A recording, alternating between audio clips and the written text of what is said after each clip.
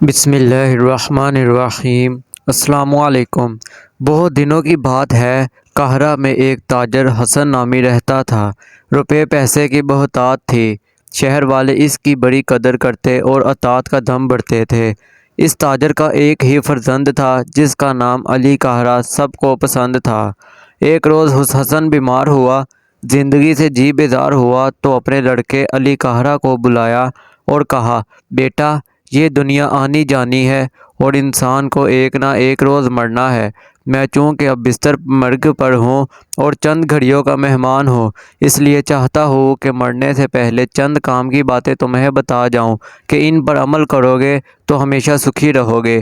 سب سے پہلی بات تو یہ ہے کہ میں تمہارے لیے جو دولت چھوڑ کر جا رہا ہوں وہ اتنی ہے کہ اگر تم 500 اشرفیہ روزانہ خرچ کرو تو بھی ختم نہ ہوگی۔ دوسری بات یہ ہے کہ گناہ سے دور رہنا، یہ ایک ایسی آگ ہے جو انسان کی روح کو جلا دیتی ہے۔ غریبوں اور مسکینوں کی مدد کرنا اور ان سے شفقت کا برتاؤ کرنا، بری صحبت سے دور رہنا، خدا سے ہمیشہ ڈرتے رہنا۔ بس اب میرا آخری وقت آ پہنچا ہے، خدا حافظ۔ تاجر نے یہ کہا اور اس کے ساتھ ہی اس کی جان نکل گئی۔ باپ کی موت پر لڑکا بہت رویا، رو رو کر نڈھال ہو گیا۔ پھر اس نے بڑی دھوم دھام سے جنازہ اٹھایا اور غریبوں اور نداروں کی جی کھول کر مدد کی۔ قرآن خوانی کے لیے مولویوں کو بٹھایا اور ہر جمعہ اپنے باپ کی قبر پر جانے لگا۔ کچھ عرصہ بعد حضرت شیطان نے صورت دکھائی۔ سوداگر بچوں کی ایک جماعت اس کے پاس آئی اور کہا، یار اب کچھ کاروبار دیکھ، اب باپ سب کے مرا کرتے ہیں، کوئی عاقبت بوڑھے سمیٹے تو نگاہ نہیں، آؤ ذرا باغ تک چلیں اور غم ہلکا کریں۔ چنانچہ اس روز اس نے باغ میں خوب دھما چوکڑی مچائی۔ دوسرے روز پھر ان آوارہ گردوں کی ٹولی آئی اور کہا، ارے یار چلو آج دوسرے باغ کو چلتے ہیں، وہاں سبزہ زار اور لطف بہار ہے۔ وہ رات کو تفریح کر کے گھر پہنچا تو بیوی نے کہا، تمہارے ابا جان جو وصیت کر گئے تھے وہ تم بھول گئے اور اب اوباش لوگوں کے ساتھ گھومتے پھرتے ہو۔ علی قاہرہ نے کہا، یہ اوباش لوگ نہیں ہیں، سب سوداگروں کے بیٹے ہیں، شریف اور پڑھے لکھے ہیں، ایسے لوگوں سے دوستی رکھنا کہاں کی برائی ہے، اللہ کی بندی۔ غرض اس نے اپنے مرحوم باپ کی وصیت بھلائی اور بیوی کی بات اس کے کان سے سنی اور اس کان سے اڑائی اور 3 برس تک آنکھیں بند کر کے دولت کو لٹایا۔ کیا کہتے ہیں کہ فضول خرچی قارون کا خزانہ بھی خالی کر دیتی ہے۔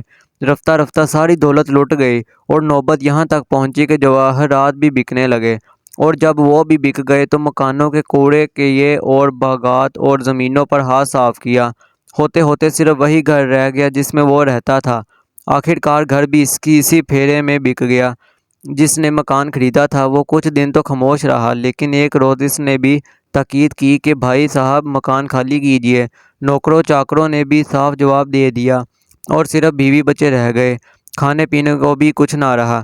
ایک روز بیوی نے کہا، بچے صبح سے بھوکے ہیں، جا کے اپنے دوستوں سے کچھ لاؤ اور ان معصوموں کو کھلاؤ۔ مگر وہ جہاں گیا اپنا سا منہ لے کر آیا، کسی نے کچھ نہ دیا بلکہ الٹا بیوقوف بنایا۔ گھر آ کے بیوی سے کہا تو وہ بیچاری پڑوسیوں کے ہاں گئی اور اپنا حال سنایا۔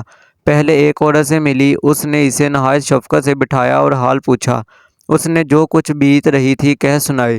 عورت بولی، ہائے افسوس، کیا انقلاب کا زمانہ ہے، خدا تمہاری مصیبت کاٹے، اپنے خاوند کو سفر پر بھیجو، انشاءاللہ ساری مصیبتیں دور ہو جائیں گی۔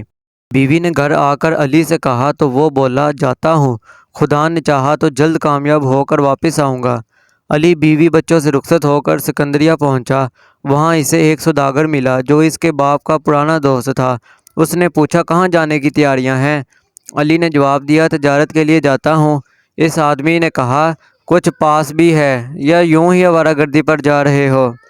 علی نے جواب دیا، پاس تو کچھ نہیں ہے، ہاں خدا کی مدد پر بھروسہ ہے، کچھ نہ کچھ مل ہی جائے گا۔ اس پر سوداگر نے کہا، کچھ اشرفیہ دی اور تجارت کے لیے کچھ سامان بھی بار دیا۔ اتنے میں ایک سوداگر نے اسے دیکھا اور رحم کھا کر اپنے گھر لے گیا اور سامان اور اسباب سفر مہیا کر کے رخصت کیا۔ علی ایک جہاز میں سوار ہو کر ملک شام پہنچا اور دمشق میں ایک شخص کے ہاں رہنے لگا، پھر ایک قافلے کے ساتھ بغداد کی راہ لی۔ جب بغداد ایک دن کی راہ پر رہ گیا تو اچانک ڈاکوؤں نے ڈاکہ مارا اور سب کچھ چھین لیا۔ کوئی کسی طرف بھاگا، کسی نے کہیں امن کی جگہ تلاش کی۔ علی قاہرہ بچتا بچاتا قاہرہ پہنچ گیا۔ رات ہو گئی تھی اور شہر کا پھاٹک بند ہو رہا تھا کہ اس نے زور سے آواز دی اور پھاٹک اس کے آنے تک کھلا رہا۔ سپاہیوں نے پوچھا تم کون ہو اور کہاں جاؤ گے؟ علی نے جواب دیا میں سوداگر ہوں، بہت سا مال و اسباب لے کر چلا تھا کہ راستے میں ڈاکوؤں نے لوٹ لیا، انہوں نے کئی تاجروں کو موت کے گھاٹ اتار دیا، میں اکیلا رہ گیا اور بڑی مشکل سے یہاں تک آیا ہوں۔ سپاہی بہت اخلاق سے پیش آئے اور کہنے لگے کہ آپ یہیں رات گزاریے اور کہیں جانے کا قصد نہ فرمائیے، ہم آپ کی رہائش کا مناسب بندوبست کر دیں گے۔ اتنے میں ایک سوداگر آیا اور اس نے اس کے حال پر رحم فرمایا، ایک اشرفی جیب سے نکالی اور اس کے حوالے کی۔ اس نے اشرفی کو بھنایا اور کھانے پینے کا انتظام کیا۔ اس کے بعد وہ سوداگر اسے اپنے مکان پر لے گیا اور اس کا سارا حال دریافت کیا۔ جب اس نے اپنی تمام رودات سنائی تو وہ بہت ہی رنجیدہ ہوا۔ پھر عذرائے مہربانی اس کو حمام میں غسل کرا کر نہایت نفیس کپڑے پہنائے۔ پھر اپنے ملازموں سے کہا کہ ان کو ہمراہ لے جا کر دونوں مکان دکھا دو، جو پسند ہے اس کی کنجی ان کے حوالے کر دو۔ ملازم علی کو لے کر ایک عمارت کے پاس آئے تو اس نے پوچھا یہ سامنے والا عالی شان مکان کس کا ہے؟ کھلتا بھی ہے یا بند ہی رہتا ہے؟ انہوں نے جواب دیا یہ مکان ہر وقت بند ہی رہتا ہے، کبھی نہیں کھلتا۔ علی نے پوچھا اس میں کیا راز ہے؟ وہ بولے اس میں جنات رہتے ہیں، جو شب کو اس میں سویا صبح اس کا لاش نظر آئی، زندہ کوئی نہ پایا۔ علی نے کہا کچھ پرواہ نہیں تمہاری بلا سے، تم اس کی ذمہ داری مجھ پر چھوڑ دو۔ نوکروں نے کہا جا کر آقا سے کہا، اور اس نے علی سے ایک تحریر لکھوا لی کہ علی قاہرہ کو اگر اس مکان میں کوئی نقصان پہنچا تو مالک مکان اس کا ذمہ دار نہ ہوگا۔ سوداگر نے مکان کھلوا دیا اور ضروری چیزیں رکھوا کر چلا گیا۔ مکان کے صحن میں ایک کنواں تھا۔ علی نے اس میں سے پانی بھرا اور وضو کر کے نماز پڑھی کہ اتنے میں اس سوداگر کا غلام تشت بین دانی اور شمع لایا اور رکھ کر رخصت ہوا۔ علی قاہرہ نے پوچھا کیسا سونا؟ اس کا یہ کہنا تھا کہ جھٹ سونا برسنے لگا اور سونے کے ڈھیر لگ گئے۔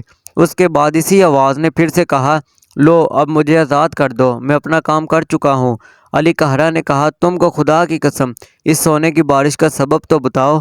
اس نے کہا یہ خالص سونا میں نے تمہارے لیے ایک طلسم کے ذریعے رکھا تھا، جو کوئی یہاں آتا تھا میں اس سے پوچھتا تھا کہ اے علی کہو تو تم پر سونے کی بارش کر دوں، وہ ڈر جاتا تھا اور میں اس کو مار ڈالتا تھا۔ تمہارے لیے ملک یمن میں بھی خزانہ موجود ہے، اگر میں وہ خزانہ لے آؤں تو کیا تم مجھے اور اس خزانے کے محافظ کو آزاد کر دو گے؟ علی قاہرہ نے کہا ضرور آزاد کر دوں گا، مگر پہلے سلیمان علیہ السلام کی قسم کھاؤ۔ اس نے قسم کھائی۔ پھر علی نے کہا تم سے ایک کام اور بھی ہے، اور وہ یہ کہ قاہرہ میں میری بیوی بچے رہتے ہیں، انہیں اسی طرح لے آؤ کہ کوئی نقصان نہ پہنچنے پائے۔ جن 3 دن کے بعد پر رخصت ہوا اور کہہ گیا کہ خزانہ بھی لاؤں گا، اور جن روانہ ہو گیا۔ صبح کو علی قاہرہ نے ادھر ادھر دیکھا کہ سونے کو کہاں رکھوں۔ آخر کتان کے بورے مل گئے تو انہیں میں سونا بھر کے سنگ مرمر کی ایک بڑی سی سل جما دی۔ اتنے میں کسی نے دروازے پر دستک دی، دیکھا تو مالک مکان کا غلام آیا ہے۔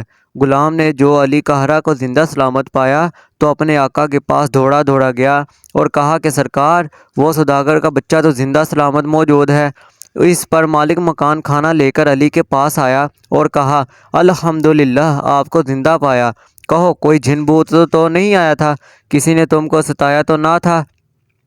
علی قاہرہ نے جواب دیا جناب میں آیات قرآنی پڑھتے سو گیا، جن بھوت کوئی بھی نہ آیا، نہ کسی نے مجھے ستایا۔ سوداگر نے اپنے نوکروں اور خدمت گاروں کو فوراً حکم دیا کہ اس مکان کو صاف کرا دو اور عمدہ فرش بچھا دو۔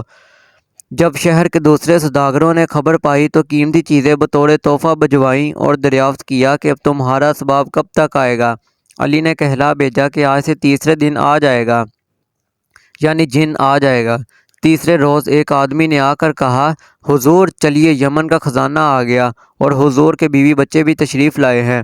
علی قاہرہ نے سوداگروں کو ساتھ لیا اور اپنے بیوی بچوں کے استقبال کو آیا۔ ایک باغ میں دونوں قافلے ملے۔ علی نے اپنی بیوی سے کل حال دریافت کیا تو اس نے جواب دیا کہ تمہارے جانے کے بعد ہم نے بڑے برے دن دیکھے۔ پھر اچانک ایک آدمی اڑان کٹولہ لیے آیا اور ہم سب کو شاہانہ لباس پہنا کر اڑن کٹولے میں سوار کر کے یہاں لے آیا۔ میں نے پوچھا تم کون ہو اور ہمیں کہاں لیے جاتے ہو؟ تو اس نے بتایا کہ ہم علی قاہرہ کے خدمت گار ہیں، اس کے بعد مجھے خزانہ دکھایا۔ میں دیکھتے ہی اش اش کرنے لگی، کہاں وہ مفلسی اور تنگ دستی اور کہاں یہ دولت۔ پھر دونوں میاں بیوی نے خدا کا شکر ادا کیا اور میاں نے بھی اپنا حال کہہ سنایا۔ اس کے بعد علی نے بیوی کو وہ سونا دکھایا جو اس نے کوٹھے پر چھپا رکھا تھا۔ اس پر بیوی نے کہا، میاں سچ تو یہ ہے کہ یہ سب تمہارے باپ کی اس دعا کی برکت ہے جو انہوں نے مرتے وقت دی تھی، مگر اب خدا کے لیے پرانے ڈھڑے پر نہ جانا اور برے دوستوں سے ناتا نہ جوڑنا۔ قسمت انسان پر روز روز مہربان نہیں ہوا کرتی۔ دوسرے روز علی قہرہ نے سوداگروں کے بازار میں اپنے لیے ایک دکان خریدی اور کاروبار کرنے لگا۔ رفتہ رفتہ اس نے وہ مرتبہ پایا کہ بغداد میں سب سے اعلیٰ درجے کا تاجر بن گیا۔ بغداد کے بادشاہ نے جو اس کی شہرت سنی تو اپنے دربار میں طلب فرمایا، عزت بخشی، رتبہ بڑھایا۔ علی بادشاہ کے لیے ایسے بیش بہا تحفے لے کر گیا کہ بڑے بڑے بادشاہوں نے بھی نہیں دیکھے تھے۔ بادشاہ ان تحائف پر بہت خوش ہوا اور علی کو خوش خوش رخصت کیا۔ دوسرے روز بادشاہ نے امیروں وزیروں کو طلب فرمایا اور ان سے پوچھا، یہ بتاؤ کہ کتنے ہی بادشاہوں نے میری لڑکی کے لیے شادی کے پیغام بھیجے ہیں، لیکن آج تک کسی نے ایسا تحفہ بھی بھیجا ہے جیسا کہ علی قہرہ لایا ہے؟ ان سب نے ایک زبان ہو کر جواب دیا، بلا شبہ آپ درست فرماتے ہیں، علی قہرہ سے بہتر تحفہ آج تک کوئی نہیں لایا۔ اس کے علاوہ ہم نے اس جیسا حسین آدمی بھی یہاں کوئی نہیں دیکھا۔ ہماری خواہش ہے کہ آپ اپنی اکلوتی شہزادی کا بیاہ اس سے کریں۔ بادشاہ نے وزیروں کا مشورہ بہت پسند کیا اور کہا، خدا مالک حافظ ہے، شاید اس لڑکی کی خوش قسمتی سے یہ سوداگر بچہ یہاں آیا ہے۔ اس کے بعد بادشاہ نے علی قہرہ کے لائے ہوئے تحفے بادشاہ بیگم کو بھی دکھائے۔ وہ بھی یہی سمجھی کہ کوئی نامور شہنشاہ یہ تحفے لایا ہے، لیکن جب یہ پتہ چلا کہ قہرہ کا ایک تاجر بطور سوغات لایا ہے تو ششدر رہ گئی، یعنی حیران رہ گئی۔ پھر بادشاہ نے اس سے مشورہ لیا کہ شہزادی کی شادی علی قہرہ سے کر دی جائے کہ نہیں، تو اس نے جواب دیا کہ علی قہرہ سے اچھا اور مالدار داماد کہاں ملے گا؟ اللہ کا نام لے کر شہزادی کو اسی سے بیاہ دیجیے۔ مجھے امید ہے کہ ہماری بیٹی زندگی بھر شاد اور بامراد رہے گی۔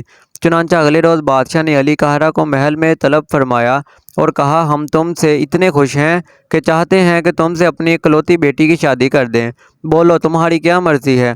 علی قہرہ نے دست بدست عرض کی، غلام ایک ادنیٰ درجے کا تاجر ہے اور حضور شاہوں کے شاہ ہیں، اس لیے میں اس کرم نوازی کا اہل نہیں ہوں۔